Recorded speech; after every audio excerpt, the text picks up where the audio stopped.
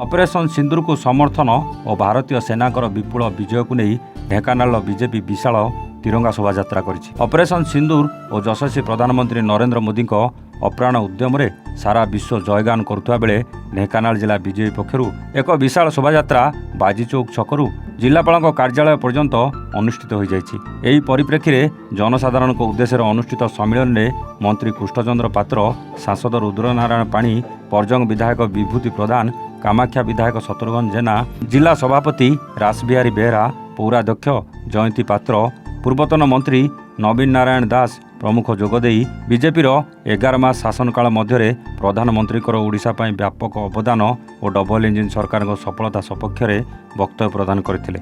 एही तिरंगा शोभायात्रा 12,000 ऊर्ध्व पुरुष और महिला ड्राइवर संघर कर्मकर्ता, वकील संघ, विश्व हिंदू परिषद, बजरंग, राष्ट्रीय स्वयंसेवक संघ और वरिष्ठ नागरिक जोग देइथिले।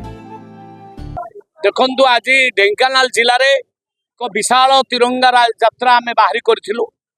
आमर लक्ष्य थिला 2-3 हजार लोक हेबे बोली, किंतु जेनराल पब्लिक साधारण नागरिक ता सहित सामिल हो गले।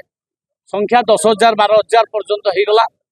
अद्भुतपूर्व लोक मान भितर उत्साह, देशर जवान मान प्रति समर्थन जणेबा पाई, देशर प्रधानमंत्री समर्थन जणेबा पाई, देशर नेतृवृंद प्रति सम्मान जणेबा पाई आज लोक माने व्याकुल। Dhenkanal Akshay Kumar Nandak report, Evan Odisha.